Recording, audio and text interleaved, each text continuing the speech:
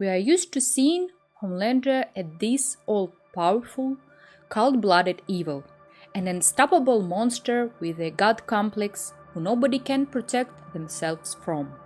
Today, even people who've never watched a single episode of The Boys know exactly who he is.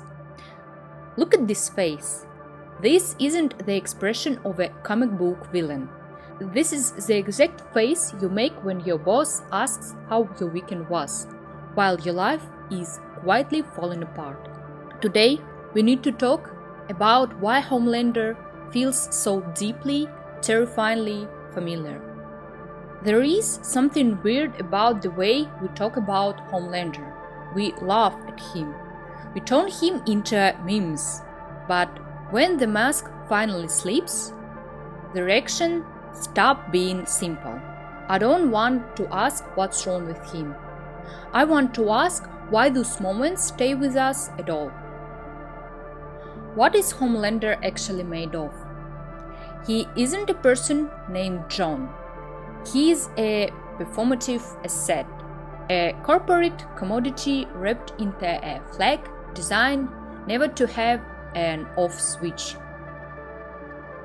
Think about that heavy feeling when you drive home after a brutal day.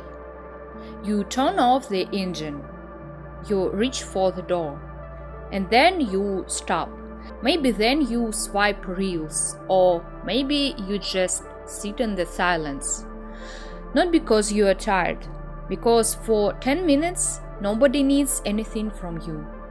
Every time Homelander faces shame, guilt, or the need to be real, he just flies away. The sky is his escape from reality. The further he gets from the ground, the safer his fake greatness feels.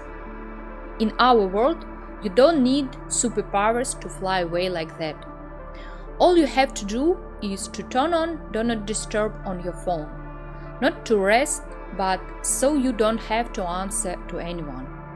Or put headphones on in the subway with absolutely nothing playing, just so nobody talks to you.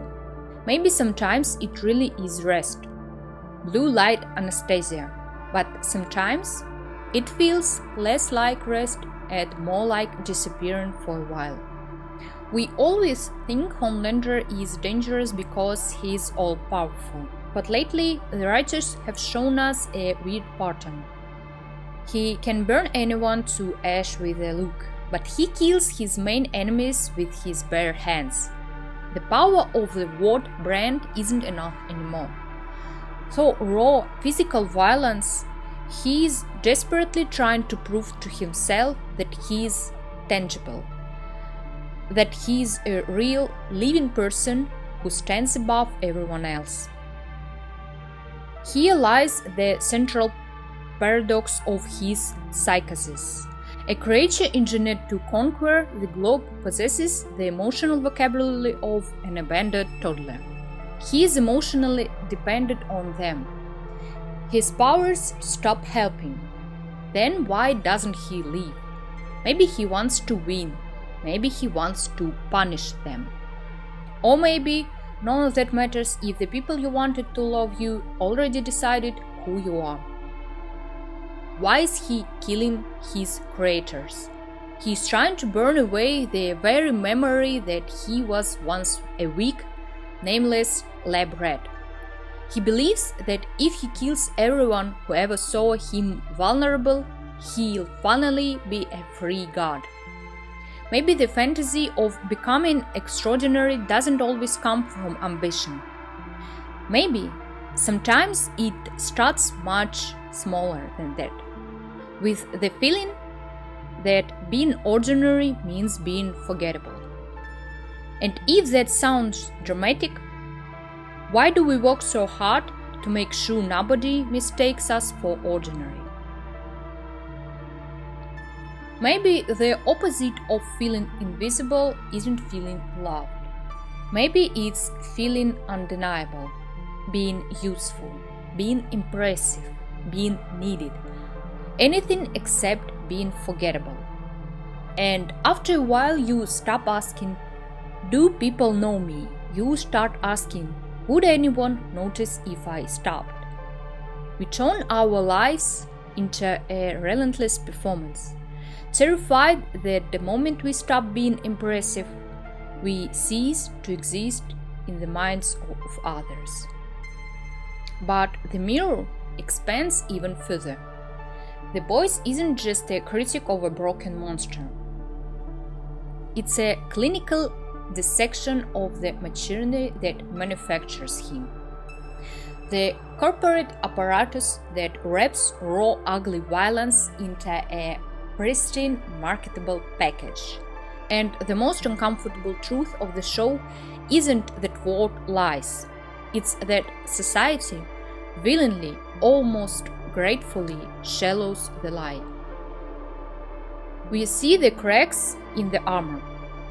We know the blood on his hands is real. Yet, we applaud the performance because the alternative, acknowledging the road beneath the screen, requires us to look at the road in the system we inhabit. We don't just tolerate the monster.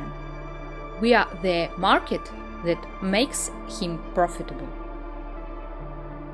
Finally, the god is beaten, crawling in the dirt. We wanted an epic battle of titans, but they showed us pathetic human humiliation. The horror of this sin isn't the fear of death. His sky is closed. He can't fly away anymore.